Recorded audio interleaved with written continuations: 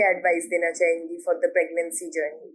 ईट healthy, fruits वगैरह खाने चाहिए, वेजिटेबल्स ज़्यादा खाने चाहिए, एक्सरसाइज थोड़ा बहुत करना चाहिए। 9 मंथ का एक जर्नी जो चला जाता है, उसके बाद बहुत चीज़ चेंज होता है, उसका figure, skin and all, sleep routine, food habits, everything.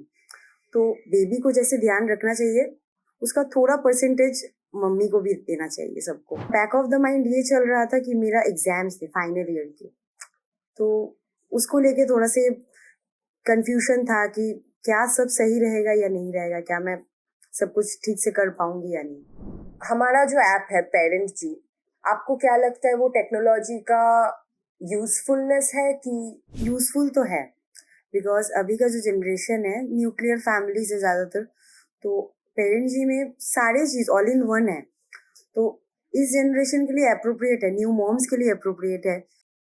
Hello and welcome to let's talk parent जी।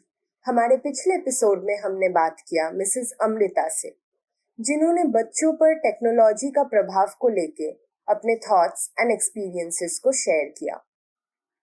आज हम बात करना चाहेंगे उस वर्ड को लेके जिसे हम सब जानते हैं, पेरेंट्स। लेकिन पेरेंट शब्द का कोई जेंडर नहीं होता। A mother and a father are both a parent. आज हमारे साथ मौजूद है miss Gargi, who is a mother of a 9-year-old girl, and she is also a single parent.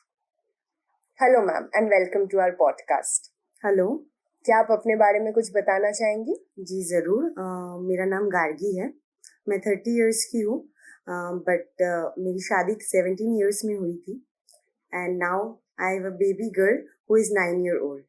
तो वैसे शादी के बाद ही मेरी पढ़ाई एंड ऑल सारी कंप्लीट हुई, जर्नलिज्म एंड मास कम्युनिकेशन लेके, but now I am separated with her and working in a hospitality management company. Okay, तो मैम क्या आप अभी अपने पेरेंट्स के साथ रहती है? जी, पेरेंट्स और मेरी एक यंगर सिस्टर है और मेरी बेटी। ओके, तो मैम जैसे आपने कहा कि आपकी शादी 17 इयर्स ओल्ड में हुई थी, तो इतनी जल्दी आपको क्यों लगा कि आपको शादी करनी चाहिए? It was a bad decision, बहुत छोटी थी तब, तो समझ नहीं था, तो कर लिए थे। ओके, तो ma'am like would you be comfortable sharing कि आपका सेपरेशन क्यों हुआ एंड अभी लाइक हाउ इट इज, कि आपकी बेटी कैसे उसे डील कर रही है इस वक्त? जी, actually he was an alcoholic, so separation इसीलिए हुआ क्योंकि बेटी बड़ी हो रही थी और उसका अपब्रिंगिंग वो एनवायरनमेंट में मैं नहीं चाहती थी, जैसे वो देखे कि पेरेंट्स में झगड़ा या ऐसे कुछ। अभी बहुत मेंटली एंड फिजिकली वो स्टेबल है मेरे पेरेंट्स के यहाँ पे। मैम आपके लिए भी ऑब्वियसली वो जर्नी काफी ट्रॉमेटाइजिंग रही होगी, तो क्या मतलब आपने वो डिसीजन सोलली अपने लिए लिया कि आप मेजरली आपकी बेटी के लिए? एक्चुअली मेजरली उसी के लिए लिया हुआ, क्योंकि अगर खुद के लिए लेती तो मैं 10 years तक वेट नहीं करती, मे बी उसके लिए लेना हुआ क्योंकि उसकी अपब्रिंगिंग का बात आ रहा था, उसका एनवायरनमेंट खराब हो जा रहा था, इसीलिए। तो मैम मैं आपसे पहला सवाल जो करना चाहूंगी वो ये है कि आपकी माँ बनने के बारे में क्या सोच थी, और क्या आपकी प्रेगनेंसी प्लान थी या क्या? एक्चुअली जब मैं मैरिड थी तब 17 years की थी, तो प्रेगनेंसी प्लान थी, बिकॉज मैं माँ बनी 21 years में, प्लान थी, बट था बैक ऑफ द माइंड ये चल रहा था कि मेरा एग्जाम्स थे फाइनल ईयर के, तो उसको लेके थोड़ा से कंफ्यूजन था कि क्या सब सही रहेगा या नहीं रहेगा, क्या मैं सब कुछ ठीक से कर पाऊंगी या नहीं। ओके, तो मैम लाइक जब आपको पता चला, लाइक जब वो रिपोर्ट का वो जो टेस्ट रिपोर्ट आता है कि आप प्रेग्नेंट हो, तब आपके मन में क्या फीलिंग थी? आपके घर वालों को क्या रिएक्शन था उनका, और आपके हस्बैंड का क्या रिएक्शन था? सबका रिएक्शन तो बहुत ही अच्छा था, मेरा भी था, क्योंकि मैं आफ्टर 1 month मुझे पता चला कि मैं प्रेग्नेंट हूँ, तो बहुत अच्छा था रिएक्शन। लेकिन वही जो मैंने बोला, बैक ऑफ द माइंड यही चल रहा था कि एग्जाम्स है, सारी चीज कैसे सही चलेंगे, एग्जाम और प्रेगनेंसी दोनों चीज कैसे चलेंगे सही से, या कुछ भी ऐसे। तो आपके लिए वो थोड़ा मतलब न्यू एक्सपीरियंस हो गया? बहुत ज्यादा, लेकिन डर भी था कि कैसे क्या करूंगी मैं, कैसे इतना छोटा बच्चा को संभालूंगी एंड ऑल, ये भी था। तो मैम जैसे बहुत सारी औरतों को सी सेक्शन से डर लगता है, कुछ औरतों को नॉर्मल डिलीवरी से डर लगता है। आपकी ऐसी कोई स्पेशल कंसर्न थी ड्यूरिंग प्रेगनेंसी? जी, मुझे नॉर्मल डिलीवरी से डर लगता था, क्योंकि सुने थे ना मम्मी आंटी एंड ऑल सबके तो नॉर्मल डिलीवरीज हुए, तो मुझे वो नहीं चाहिए था। तो डॉक्टर को फर्स्ट मंथ से ही बोला गया था कि मेरा सी सेक्शन ही करना है। वो भी बोल दिए थे नहीं नहीं तुम्हारा वही करेंगे। तो लाइक जब आपका मतलब डिलीवरी हुआ या कुछ, तो सी सेक्शन के वजह से आपको कुछ प्रॉब्लम्स हुआ कि इट वाज फाइन? प्रॉब्लम्स हुई थी। 2-3 डेज तो बेड से मैं ऐसे भी उठ नहीं सकी, एंड जिस दिन बेड से उठे आफ्टर डिलीवरी सी सेक्शन के बाद, तब ब्लैकआउट हो गया था। तो थोड़े प्रॉब्लम्स हुए, but it was a good experience. Okay. तो मैम जो मतलब कुछ औरतें जो नई मदर्स बन रही है, who are new parents, new mothers, आप उनके लिए क्या एडवाइस देना चाहेंगी for the pregnancy journey? Eat healthy, fruits वगैरह खाने चाहिए, वेजिटेबल्स ज़्यादा खाने चाहिए, जो मैं नहीं करती थी, लेकिन उनको एडवाइस देना चाहूँगी करना चाहिए। एक्सरसाइज थोड़ा बहुत करना चाहिए, क्योंकि normal delivery is far better than C section, what I feel, and enjoy the journey. तो मैम एक अभी हम एक ऐसे टॉपिक पे बात करना चाहेंगे जिसके बारे में इंडिया में अवेयरनेस बहुत ही कम है। जैसे मतलब एक औरत जब वो प्रेग्नेंट रहती है, उनको बहुत केयर मिलता है, बहुत अटेंशन मिलता है, लेकिन जैसे ही द बेबी कम्स, सब अटेंशन उस बेबी पे चला जाता है, विच इज नॉर्मल, जो काफी नॉर्मल है। लेकिन उसी वक्त एक माँ को काफी अलग इमोशनल डिपेंडेंसी रहती है, काफी चीजों की जरूरत होती है। तो इस चीज को जैसे हम जानते हैं कि पोस्टपार्टम डिप्रेशन, तो हमारे देश में इस चीज के लिए कुछ अवेयरनेस है नहीं, लेकिन हर औरत को ये फेस करना पड़ता है। तो जैसे कि आपने कहा कि आपकी सी सेक्शन डिलीवरी हुई थी और उसके बाद आपको फिजिकली बहुत इफेक्ट हो रहा था, तो क्या आप उसके बारे में थोड़ा बताना चाहेंगे कि आपकी फिजिकल और इमोशनल स्टेट आफ्टर डिलीवरी क्या थी? जी, पहले तो मैं ये बताना चाहती हूँ कि सही बोला आपने, प्रेगनेंसी में बहुत ज़्यादा केयर होता है सबका। उसके बाद बेबी पे अटेंशन चला जाता है, that is quite normal. But उसके बाद ना जो न्यू मॉम रहती है उसको भी बहुत ज़्यादा अटेंशन एंड केयर की ज़रूरत होती है बेसिकली, क्योंकि तब उसका बहुत चीज़ चेंज हुआ रहता है। 9 मंथ का एक जर्नी जो चला जाता है, उसके बाद बहुत चीज़ चेंज होता है, उसका figure, skin and all, sleep routine, food habits, everything. तो बेबी को जैसे ध्यान रखना चाहिए, उसका थोड़ा परसेंटेज मम्मी को भी देना चाहिए सबको। मेरा भी हुआ था, थोड़ा प्रॉब्लम तो होता ही है सबको, जैसे मुझे ब्लैकआउट हो गया था, लेकिन उसके बाद फैमिली के सपोर्ट से, लाइक मेरी मम्मी बहुत सपोर्ट करती थी, रात रात को जग के बेबी को देखना एंड ऑल। तो उस सपोर्ट के वजह से वो जर्नी स्मूथ था, प्रॉब्लम नहीं हुआ था, थोड़ा सा सपोर्ट के लिए सब स्मूथ चल रहा था उसके लिए। तो मैम लाइक एक बच्चे के आने के बाद, जैसे आपने कहा कि शेड्यूल, स्लीप सब बहुत बदल जाता है, तो वो जो फिजिकल एफर्ट थी, वो रात रात जाग के रहना, बच्चे की देखभाल करना, उसको आपने आपने उसको कैसे डील किया? बेसिकली मैं ही थी, मैं बोली, मेरी मम्मी भी उस जर्नी में थी। उसका फादर का उधर पे ज़्यादा कुछ रोल नहीं था। मैं रात भर जग के रहती थी, लेकिन वो बहुत डिफिकल्ट हो जाता था। सी सेक्शन के बाद बार बार उठना, बेबी के डायपर चेंज करना, उसको फीड करवाना, बहुत डिफिकल्ट था। पर मम्मी थी तो थोड़ा सही था। बट हाँ, प्रॉब्लम हुआ, रात भर जग के रहना, नहीं सोना, ये वाला था, डिफिकल्ट था। ओके। जैसे आपने बताया था कि आपकी बेटी की थोड़ी जर्नी में आफ्टर प्रेगनेंसी आपको बहुत मतलब प्रॉब्लम हुआ, आपको प्रॉब्लम हुआ फिजिकली, तो उसके बारे में आप कुछ शेयर करना चाहेंगे? एक्चुअली वो जब 40 डेज की थी, तब उसको बहुत प्रॉब्लम्स हो रहे थे, लाइक डायरिया एंड ऑल। बहुत सारे डॉक्टर्स हम लोग दिखाए थे, पर कोई फाइंड आउट नहीं कर पा रहा था उसका प्रॉब्लम एक्चुअली क्या हो रहा है, कहाँ पे हो रही है। उसके बाद हम एक डॉक्टर को दिखाए, फिर हमने एडमिट किया उसको, बहुत जगह हम लोग इधर उधर घूमे। वो लैक्टोज इंटॉलरेंस की वजह से हो रहा था। तो उसको 2 मंथ्स की उम्र से उसका सोयाबीन मिल्क के ऊपर ही वो बड़ी हुई है। सोयाबीन मिल्क पी के ही वो टू 2 years तक उसका सोयाबीन मिल्क चला था। तो मतलब आप लोगों को ये क्योर्ड होने में मतलब कितना टाइम लगा? वो बहुत सफरिंग हुआ उसके वजह से उसको, या कुछ? हुआ बेसिकली, पहले ही आपको मैं बोली, कोई डॉक्टर्स फाइंड आउट नहीं कर पा रहे थे कि क्या हुआ है। उसके बाद हम वो उसको लेके एक हॉस्पिटल में एडमिट हुई थी मैं कुछ कुछ दिन के लिए, बट वो सही नहीं था, उसका तबीयत और ड्रॉप हो रहा था। उसके बाद घर आई, फिर डॉक्टर्स दिखाए, उसके बाद असेंबली ऑफ गॉड चर्च एक हॉस्पिटल है, mission of mercy hospital you can say, उसमें एडमिटेड हुए। एंड उधर के जो डॉक्टर है उन्होंने उसको पूरा मतलब पूरा ठीक करके भेजा। तो क्या अभी भी उसका ये लैक्टोज इंटॉलरेंस का प्रॉब्लम है? नो नो नो, ये एक्चुअली 2 years के बाद ठीक हुआ, लेकिन 2 years तक बहुत केयरफुल रहने पड़ा है। उसके फूड हैबिट्स के बारे में बहुत चीज मना था जो एक बेबी खा सकता है, नॉर्मल बेबीज, बट वो नहीं खा सकती थी। Okay. तो मतलब क्या वो मतलब ब्रेस्ट फीडिंग करना उसको मतलब सूट नहीं कर रहा था? नो, ब्रेस्ट फीड बोलिए या एनिमल, कोई भी एनिमल का जो मिल्क होता है वो फीड नहीं कर सकती, that is why soya milk. Okay. लेकिन जैसे मतलब बहुत लोगों को ऐसा पता है कि ब्रेस्ट फीडिंग जो है उससे इम्यूनिटी बहुत बूस्ट होती है, तो क्योंकि उसको वो मतलब सूट नहीं कर रहा था, क्योंकि आप वो ब्रेस्ट मिल्क उसको प्रोवाइड नहीं कर सकती थी, उसके वजह से लेटर ऑन उसकी इम्यूनिटी पे कुछ इफेक्ट हुआ?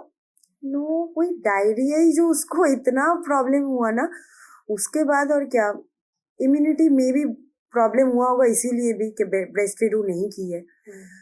टॉप फिट पे ही थी वो जब से हुई है, क्योंकि नर्सिंग होम में होता है ना, सी सेक्शन के बाद बेबीज को वो बॉटल, फीडिंग बॉटल मंगवा दो, बाहर से दूध मंगवा दो एंड वही फिट करवाओ, यही वाला वो लोग का चलता है। तो during that time breast feed वो नहीं की। उसके बाद सोया मिल्क 2 years तक सोया मिल्क ही वो फीड की है। अभी भी मुझे याद है उसके 1 year के बर्थडे में खीर बनता है, बर्थडे में उसका 1 year के बर्थडे में उसको सोया मिल्क का खीर बना के दी थी मैं। ओके। सो मैम, जैसे हम लोग पोस्टमार्टम के बारे में बात कर रहे थे, तो आपको क्या लगता है हमारे इस मतलब सोसाइटी में पोस्टमार्टम के बारे में कौन सी ऐसी एस्पेक्ट है जिसके बारे में अवेयरनेस ज्यादा होनी चाहिए? हाँ, जैसे मैंने आपको पहले भी बताया थोड़ी देर पहले कि जैसे बेबीज का तो ध्यान रखना ही चाहिए, न्यू बॉर्न बेबीज है, न्यू मॉम्स का बहुत ध्यान रखना चाहिए, क्योंकि तब डिप्रेशन आता है, एक आता है ना सबकी, मोर और लेस सबको आती है। आगे इतने अवेयरनेस नहीं था इसके लिए, अब भी आती है कि मेरा करियर, मेरा फिगर, मेरा लाइफस्टाइल सारा चेंज हो जाता है, एक लड़की का पूरा चीज चेंज हो जाता है, लाइफस्टाइल चेंज होती है, रात रात भर जगनी पड़ती है बेबीज के लिए, फिगर का इशू होता ही है, हेयर फॉल होते हैं, स्किन खराब हो जाती है, मूड अच्छा नहीं रहता, मूड स्विंग्स होता है, लेकिन कोई उसके बारे में केयर नहीं करता या बताता नहीं है। तो ये मेरे साथ भी हुआ है थोड़ा बहुत। मुझे ये लगता है कि सबको चाहिए कि इस टाइम थोड़ा न्यू मॉम्स का भी कदर करना चाहिए, स्पेशली हस्बैंड और द फैमिलीज। तो मैम, जैसे कि आपने बताया कि फैमिली एंड हस्बैंड, तो आपको क्या लगता है एक पार्टनर, एक हस्बैंड का इस टाइम पे रोल कितना इम्पोर्टेंट होता है?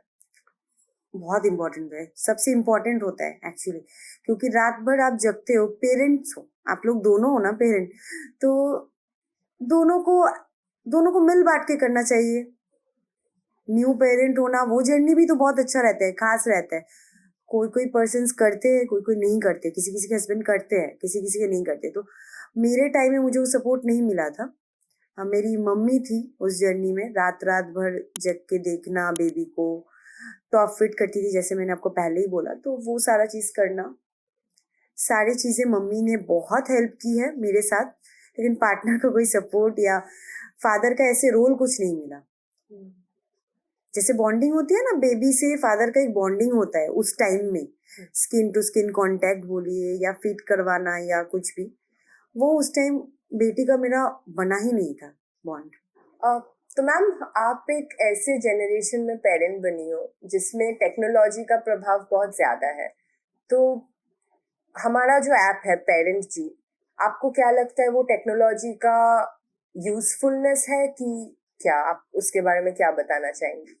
जी, वो यूजफुल तो है, बिकॉज अभी का जो जनरेशन है न्यूक्लियर फैमिलीज है ज्यादातर, तो पेरेंट जी में सारे चीज ऑल इन वन है, तो इस जनरेशन के लिए अप्रोप्रिएट है, न्यू मॉम्स के लिए अप्रोप्रिएट है। सारी चीजें उसमें कर सकते हैं, जैसे लाइक चाइल्ड के बारे में सारी चीजें है उसमें, कैसे एक्टिविटीज करना है या फूड हैबिट्स कैसे करना है, स्क्रीन टाइमिंग एंड ऑल, सारी चीज उसमें है। तो अभी के जनरेशन के लिए वो अप्रोप्रिएट है एंड यूजफुल टू। ओके। तो मैम, जैसे हम लोग अभी एक चाइल्ड के डेवलपमेंट के बारे में बात कर रहे हैं, पेरेंट जी हमारा जो ऐप है वो भी उसी पे फोकस्ड है कि एक चाइल्ड का डेवलपमेंट। तो आपके एक्सपीरियंसेस के अनुसार जो चीज है कि होम एनवायरनमेंट, वो एक बच्चे के लिए कितना इम्पोर्टेंट होता है, ये आपसे बेहतर कोई नहीं बता सकता, तो आप उसके बारे में क्या बताना चाहेंगे? इम्पॉर्टेंट है, बहुत ज़्यादा इम्पॉर्टेंट है, बिकॉज जिसके लिए मेरा सेपरेशन हुआ है कि मुझे अपनी बेटी को एक अच्छा एनवायरनमेंट देना था, उसके अपब्रिंगिंग के लिए एक नॉर्मल एनवायरनमेंट देना था, तो उसमें मैं सक्सेसफुल हूँ। हम लोग का जैसे अपब्रिंगिंग हुआ है, जैसे बहुत नॉर्मल, मम्मी पापा सारे एक साथ, पापा के पास ही मैं ज़्यादातर बड़ी हुई हूँ, तो वो अलग है। एंड उसके लिए हम लोग सब कुछ है, मैं ही मम्मी, मैं ही पापा। Environment matters, obviously matters. तो आपके सेपरेशन से पहले जैसे आपने बताया कि it was a abusive environment, तो उसमें how was she reacting, how was your daughter reacting?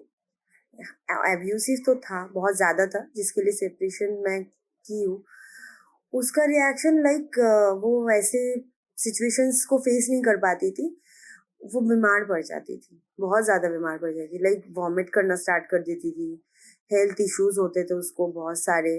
ज्यादा टाइम फोन उसके पास रहता था कि कार्टून देखो, तुम डिस्ट्रैक्टेड रहो एनवायरनमेंट से, तो था ये थोड़ा प्रॉब्लमेटिक तो था। मतलब वो टेक्नोलॉजी की तरफ ज्यादा इंक्लाइन थी बिकॉज ऑफ द एनवायरनमेंट। अभी भी वो टेक्नोलॉजी पे डिपेंडेंट है कि अभी she has got? Not at all, like है, थोड़ा बहुत तो देखना चाहिए, स्क्रीन टाइम एक होना चाहिए, पता है, लेकिन नहीं, अभी नेसेसरी नहीं है कि देना ही है उसको फोन, या उसको उसके ऊपर रखना है, टेक्नोलॉजी के ऊपर रखना है, नॉट दैट मच नीडेड।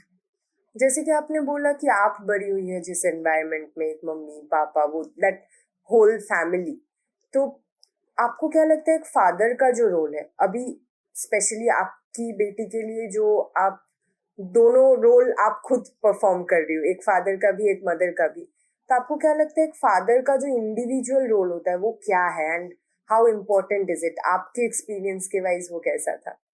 सही बोला कि मैं आपने सही बोला ये बात कि मैं उसके लिए दोनों रोल निभा रही हूँ। तो फादर का रोल बहुत इम्पोर्टेंट है, क्योंकि मेरे लाइफ में मेरे फादर का रोल बहुत इम्पोर्टेंट है। मेरे पापा ने मुझे बड़ा किया है, अगर वैसे बोला जाए तो, क्योंकि मम्मी भी वर्किंग वुमेन थी तब, तो मम्मी नर्स थी मेरी मम्मी, तो मम्मी ड्यूटी में जब चली जाती थी तो मैं पापा के पास ही रहती थी, पापा के पास खिलाना, सोना, सारी चीज पापा ही सब करते थे। सब मतलब ऐसा था कि वो मेरे को लेके, फर्स्ट चाइल्ड हूँ ना, तो वो ऐसे पॉजिटिव थे मेरे को लेके, किसी को मेरे पास भी नहीं आने देते थे, सिर्फ उनके पास रहूंगी मैं, ऐसा था। तो मेरी बेटी के लिए शायद वो सारा चीज अभी नहीं हो पा रहा है, लेकिन मैं, मेरी मम्मी, मेरे पापा और मेरी बहन, उसका रोल बहुत इम्पोर्टेंट है मेरी बेटी के लाइफ में फिलहाल। ओके। तो मतलब अभी जैसे आपने बोला अभी आप सब मिलके उसको देख रहे हो, तो आपको क्या लगता है कि अभी उसका लाइफ जो है वो वॉइड जो है वो कंप्लीट हो जा रहा है? सबसे मतलब वो सबके साथ जो रहती है, सबसे ज्यादा उसके साथ कौन टाइम स्पेंड करता है?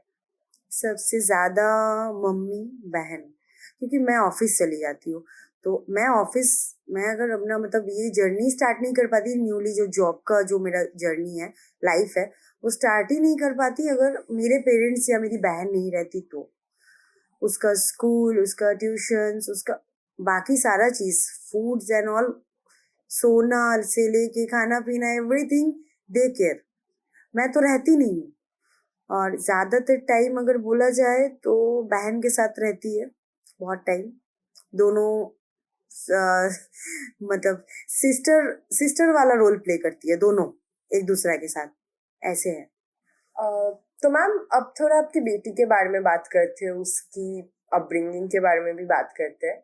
तो जैसे जैसे वो बड़ी होती गई, आपकी पेरेंटिंग स्टाइल में कैसे चेंजेस आया? पहले तो बहुत शांति छोटे में बहुत शांति, मतलब उसका टाइम टू टाइम सोना खाना पीना वाइज ठीक था। उस टाइम उसको कुछ बोलने नहीं पता, लेकिन जैसे जैसे बड़ी हो रही है तो थोड़ा सा चेंजेस आ रहे हैं, उसके भी सब चीज में चेंजेस आ रहे हैं, तो मेरी भी पेरेंटिंग वैसे हिसाब से चेंज हो रही है। लाइक पहले उसको ज्यादा डांट या कोई चीज का जरूरत नहीं पड़ता था। अभी जैसे जैसे बड़ी हो रही तो थोड़ा से मुझे स्ट्रिक्ट होने पड़ रहा है उसके बारे में, पढ़ाई एंड ऑल ये सब के बारे में थोड़ा स्ट्रिक्ट होने पड़ रहा है। एंड चल रहा है वैसे, ठीक चल रहा है कि हाँ, छोटे में उतना नहीं ये करती थी, अभी कर रही है तो उसको हिसाब से बोल के मैं सही जगह पे रख सक रही हूँ कि नहीं तुम ऐसे नहीं ऐसे कर सकती हो, ऐसा हो रहा है। मैम, आप अपने पेरेंटिंग फिलोसॉफी के बारे में क्या बताना चाहेंगे? आपके लिए सबसे इम्पोर्टेंट कि हाँ, मेरे को ये लगता है कि मेरे लिए ये इम्पोर्टेंट है कि ऐसे पेरेंटिंग होना चाहिए, तो वो आपके लिए क्या है? ये मैं एक्चुअली शुरू से ही चाहती थी। जैसे बड़ी हुई हूँ तो घर पे कुछ भी नहीं, काम करना एंड ऑल, सब टाइम पढ़ाई और बाकी टाइम घर पे खाना पीना सोना, बस यही, कुछ नहीं। जैसे बेसिक कुछ काम होते हैं जो छोटे से ही आई थिंक कि पेरेंट्स को बेबीज को सिखाने चाहिए, आइदर मेल और फीमेल कोई भी बेबी हो। जैसे मैं अपनी बेटी को उसकी जैसे, कुछ कुछ पेरेंट्स होते हैं ना, बोलते हैं कि नहीं मैं तो अपने बच्चे को अपने हाथ से पानी तक नहीं पीने देती हूँ या खाना तक नहीं खाने देती हूँ। मैं इसमें बिलीव नहीं करती। मैं चाहती हूँ कि वो खुद से इंडिपेंडेंट हो सारी चीज करने के लिए। जैसे मैं अगर कुछ और चीज कर रही हूँ, एंगेज हूँ, तो वो अपना काम कर सके, एटलीस्ट बेसिक काम। लाइक वो उसको अगर मैं कुछ खाने देती हूँ, उसको वो कुछ खाती है तो वो प्लेट उठा के जाके सिंक में रख देती है। अगर एक ही प्लेट रहता है तो उसको धो के, मतलब जस्ट होता क्या है कि मैं कुछ करके आई हूँ, मैं बर्तन सारे करके आई हूँ सिंक का, वो जाती है एक उसका रहता है तो वो अच्छे से धो के वो भी उसको रख देती है। जैसे जैसे देखती कि मेरा मम्मी ऐसे कर रही है तो मुझे भी करना चाहिए। या पानी वगैरह वो भी वैसे करती है, खुद से भर के पीना, सबको देना सामने वाले को। ये सब हैबिट्स मैं उसमें इनपुट कर रही हूँ आस्ते आस्ते, एंड वो करती है। तो आपकी पेरेंटिंग फिलोसफी इंडिपेंडेंट होना। ऑब्वियसली सेल्फ इंडिपेंडेंट होना चाहिए, मतलब जैसे बेसिक काम वो खुद कर सके एकदम वेरी अर्ली स्टेज से। बाद में जाके नहीं प्रॉब्लम होना चाहिए कि नहीं ये तो नहीं आता मुझे, ये तो नहीं आता है। नॉर्मल चीज है, बेसिक चीज है। ताकि कभी घर से बाहर पढ़ाई करने जाए तो Exactly. अपना खुद का ध्यान रख सके। तो ma'am, like you are a working women, आप एक वर्किंग मदर हो, एंड देन जितना भी आपकी फैमिली के लोग आपकी बेटी का ध्यान रख रहे हैं, आपकी बहन, आपकी मम्मी, आपने जैसे बताया, आप कैसे उस टाइम को निकालती हो आप अपने काम, अपने शेड्यूल के हिसाब से अपनी बेटी के साथ स्पेंड करने के लिए कि वो बॉन्डिंग अच्छा होता रहे, उसको आप वो सीख दे पाओ एज अ मदर जो आपको देना है, तो आप उसको कैसे मैनेज करते हो? एकदम शुरू से ही, अर्ली एकदम उसका स्टेज से ही उसका है कि वो मेरे ऊपर बहुत ज्यादा डिपेंडेंट है। अभी नहीं है, अभी मैंने उसको अलग से बनाया। तो बचपन से ही है उसका और मेरा कनेक्शन है, बहुत ज्यादा स्पेशल है। अभी और ज्यादा स्पेशल हो गया है क्योंकि दोनों हूँ मैं उसके लिए, तो स्पेशल हो गया है। अभी क्या होता है ना, मैं जैसे काम में जाती हूँ उससे पहले उसको टाइम देना, लाइक सुबह को उठ के उसका पढ़ाई, साथ में बैठ के दोनों का चाय या कॉफी या दूध कुछ भी साथ में सुबह हम लोग साथ में पीते हैं ये दोनों। उसके बाद वो पढ़ाई करती है, जैसे मैं अपना घर का काम वगैरह कर लेती हूँ। फिर उसके बाद उसको स्कूल छोड़ती हूँ मैं। पहले उसका पुल कार्ड था, ओके, तो मैं सोची कि ये टाइम गैप जा रहा है हम लोग का बीच में, मैं ऑफिस जाने से पहले उसको थोड़ा छोड़ के आ सकती हूँ, तो हम लोग बात करते करते जाते हैं अपने में। फिर उसके बाद तो मैं नहीं रहती। फिर जब रात में आती हूँ मैं, उस टाइम भी दिन भर तुम क्या की, क्या खाई हो या क्या की हो, ये सारा बातें होते हैं हम लोग में। तो मैम, जैसे आप बता रही थी कि वो पूल कार का टाइम जो गैप होता था, आपने उसको आइडेंटिफाई करके सोचा कि उसे एक साथ स्पेंड करते हैं, तो अभी जैसे होता है कि मेजोरिटी पेरेंट्स आर वर्किंग, तो वो टाइम बहुत कम मिलता है, बहुत मतलब everybody is going after the money कि फाइनेंशियली स्टेबल होगा तो बच्चों को ज्यादा प्रोवाइड कर पाएंगे, अच्छा लाइफस्टाइल दे पाएंगे। लेकिन उसी के बीच में कहीं वो स्पेशल बॉन्डिंग, वो स्पेशल मोमेंट्स मिस हो जाता है। तो आप ऐसे मतलब बिजी पेरेंट्स या वर्किंग पेरेंट्स के लिए क्या एडवाइस करना चाहेंगी? फाइनेंशियल स्टेबिलिटी तो बहुत जरूरी है चिल्ड्रन के लिए, सबके लिए। लेकिन ये होता है ना कि ये जो ग्रोइंग एज है, इस टाइम में पेरेंट के साथ बॉन्डिंग भी बहुत इम्पोर्टेंट होता है कि बच्चे को कहाँ पे क्या चीज का प्रॉब्लम हो रहा है। लाइक वो आप खुद से बात नहीं करोगे तो पता नहीं चलेगा, क्योंकि सब वर्किंग है, सारे अपने काम पे बिजी रहते हैं। थोड़ा टाइम लाइक पूरे दिन में 24 आवर्स में एक ऐसा टाइम रहना चाहिए कि दिन भर बच्चे क्या कर रहे नहीं कर रहे वो उनसे जानना चाहिए कि दिन कैसा गया तुम्हारा, या छोटे छोटे क्वेश्चन है, क्या खाई हो आज, या एक बार कॉल ऑफिस के बीच में कॉल करके पूछ लेना चाहिए कि कुछ लाना है या तुम क्या कर रही हो। ये सारे छोटे छोटे चीजें ना बहुत इफेक्ट करती है, क्योंकि बच्चे को लगेगा कि मेरे मम्मी या पापा या सिर्फ जिनकी मम्मी रहती है वो तो मुझे टाइम ही नहीं देती है। ये ना अंदर एक बैठ जाता है बच्चे लोग का। तो मुझे लगता है अभी सब कोई काम करते हैं, सबको जरूरी भी है वो करना, बट उसके बीच बीच में टाइम अपने बच्चों के साथ ही स्पेंड करना चाहिए।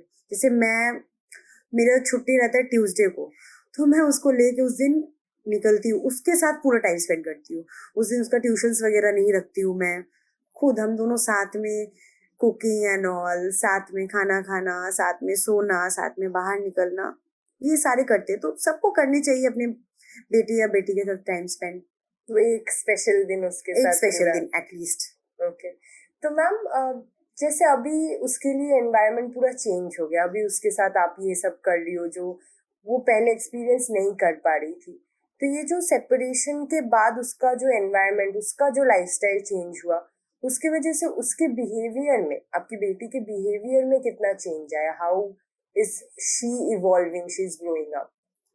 चेंज वैसे आया, पॉजिटिवली चेंज आया। बता सकते हैं कि जैसे वो देखी है, वो थोड़ा नेगेटिव इम्पैक्ट पड़ रहा था उसके ऊपर, उससे निकलने के बाद अभी पॉजिटिव चेंजेस आए उसमें, उसके अंदर।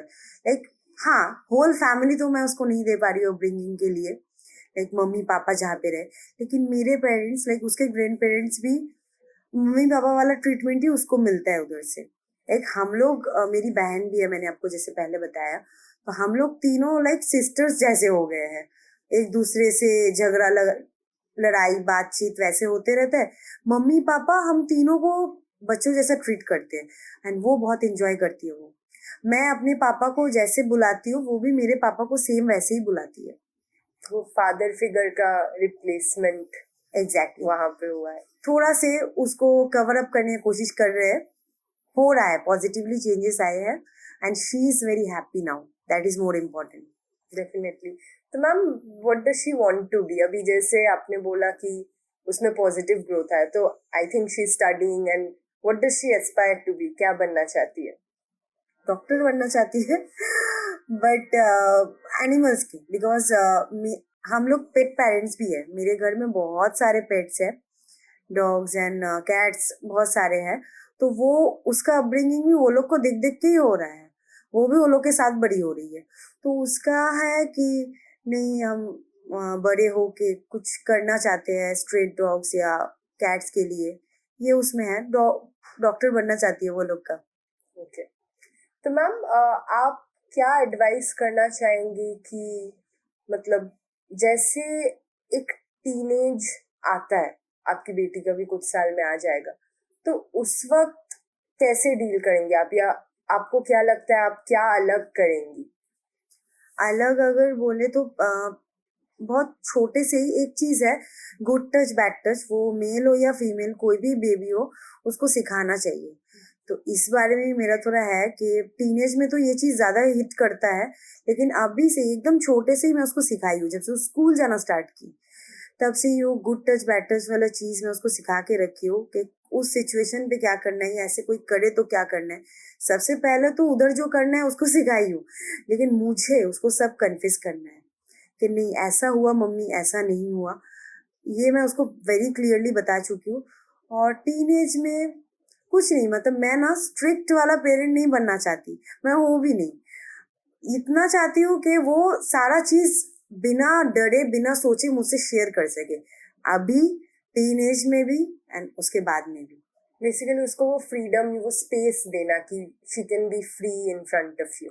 एग्जैक्टली मतलब जैसे होता है ना, रिजल्ट भी उसका अगर बुरा आ जाता है, आता ही है, छोटी है बहुत, रिजल्ट का क्या ही है, अच्छा कभी बुरा होगा, तो उसके अंदर वो डर नहीं है कि क्या बोलेगी मम्मी, जैसे उसके क्लासमेट्स को है, उसका रिजल्ट अच्छा है या खराब आए, हम लोग घर में उसको बहुत अच्छे से ही वो वाला ट्रीट होता है कि ठीक है, एक सेलिब्रेशन होता है छोटा मोटा, बाहर ले जाते हैं, आइसक्रीम ट्रीट या वट जो उसको पसंद है वो करते हैं, फ्री फ्रीली हम लोग सारे, कोई उससे बहुत फ्रीली मिलते हैं कि वो अपने अंदर की सारी चीज हमसे शेयर कर सके, नॉर्मल रह सके हमारे साथ। तो आपने जैसे बताया कि ये रिजल्ट होता है तो अभी बहुत छोटी है, कभी खराब हुआ कभी अच्छा हुआ, लेकिन कुछ पेरेंट्स होते हैं जो इस चीज को लेके बहुत स्ट्रिक्ट होते हैं, तो जैसे कि स्कूल में भी टीचर्स लोग भी, एंड बहुत सारे ऐसे बच्चों का एक्सपीरियंसेस होता है कि स्पेशली जिन लोगों के पेरेंट्स साथ नहीं रहते या ऐसा कुछ, स्कूल से उनको उतना सपोर्ट नहीं मिलता है, एजुकेशन जो सेंटर है टीचर्स से। तो आपको क्या लगता है वो स्कूल का इम्पोर्टेंस एक बच्चे के ऊपर क्या है, एंड आपकी बेटी के लिए वो एक्सपीरियंस कैसा रहा है? उसका मैंने एक्चुअली स्कूल में एडमिशन न्यूली करवाया था +1 से, तो उधर मैं एज ए सिंगल पेरेंट ही सारे डॉक्यूमेंट्स फिल की हो, सारी चीज इंटरव्यू वगैरह सारे मेरे अकेले के हुए, एंड उसके स्कूल बहुत सपोर्टिव है, लाइक दे मतलब ज्यादा केयर लेते हैं, मैं अगर बोलूँ तो उसकी जो प्रिंसिपल है स्कूल की वो बहुत अच्छी है, टीचर्स एंड ऑल सारे, मतलब एज अ सिंगल पेरेंट मैं उसको जैसे बड़ा करना चाहती हूँ, जैसे पढ़ाई का एनवायरनमेंट देना चाहती हूँ, एग्जैक्टली वही उसको मिल रहा है। ऐसा नहीं है कि नहीं पापा चाहिए पेरेंट के उसमें या कुछ, वैसा कुछ नहीं है, मेरे अकेले के इससे सारा चीज हो रहा है। तो इस पूरे जर्नी में अभी तक के आपकी पेरेंटिंग के जर्नी में स्पेशली आपको कुछ ऐसा लगता है कि काश आपने कुछ अलग किया होता या कुछ एक्स्ट्रा किया होता?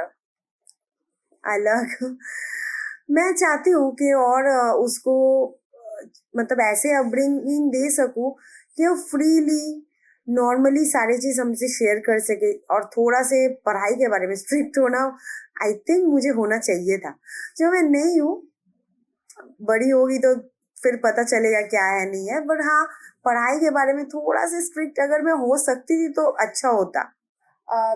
तो अब हम आ चुके हैं हमारे लास्ट सेगमेंट पे, which is the rapid fire round.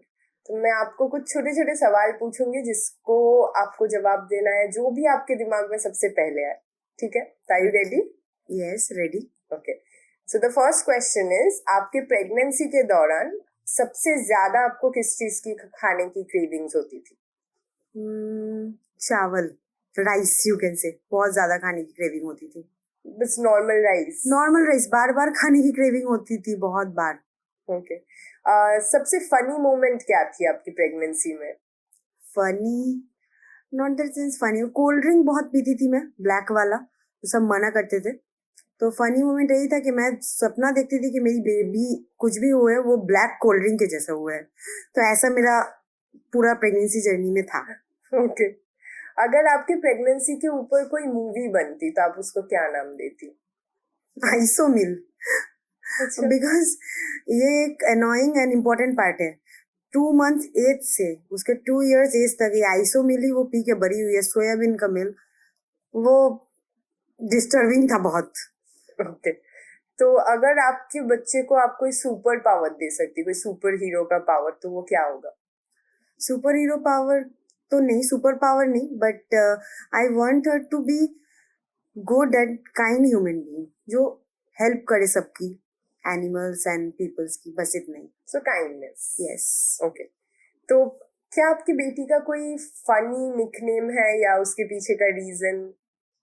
Funny नहीं, मिष्टी नाम है उसका निकनेम, और वो एक्चुअली बच्चे लोग तो बहुत अच्छे होते ही है, वो बहुत गोल्ड टाइप की थी, तो इसलिए वो इसका निकनेम ये वाला पड़ा था। ओके, अगर कोई फिक्शनल कैरेक्टर आपकी बेटी को बेबीसिट कर पाता जब वो छोटी थी तो वो कौन होगा? स्पाइडरमैन, क्योंकि वो बहुत गिरती है, ओके, तो जब भी गिरे एटलीस्ट वो वेब से अपना बचा सके उसको कहीं भी। ओके, तो लास्टली मैम, एक माँ होने के बारे में सबसे अनएक्सपेक्टेड चीज क्या थी कि हाँ आपको नहीं लगता था कि एक माँ होने के साथ साथ ये भी होता है? बहुत सारे चेंजेस आते हैं जिसको पॉजिटिवली अपने अंदर इम्प्लीमेंट करने चाहिए, मुझे लगता है, जो न्यू मॉम्स नहीं कर पाती है। तो मेरे साथ भी वैसा हुआ। Like raising a kid is like sending a rocket ship to the moon. Okay, तो अनएक्सपेक्टेड थिंग्स रहती है बट जर्नी अच्छी रहती है, ब्यूटीफुल रहती है। Okay, so ma'am thank you so much कि आप यहाँ आई, आपने अपना एक्सपीरियंसेस शेयर किया हमारे साथ। लास्टली एक छोटा सा मैसेज हम लोग चाहेंगे कि आप शेयर करें फॉर योर डॉटर, ताकि वो जब ये वीडियो देखे वो इसे सुन पाए। Okay. I love you. I love you, Kyra. And I want you to be a very, very, very good person. तो इसी के साथ हम हमारे इस एपिसोड को खत्म करते हैं। अगर आपको ये एक्सपीरियंसेस अच्छे लगे तो do like and share our video. Our app Parentji is already available on Play Store. Do download it if you are a new parent. और अगर आपको अपने एक्सपीरियंसेस भी हमारे साथ शेयर करने हैं तो कमेंट डाउन बिलो।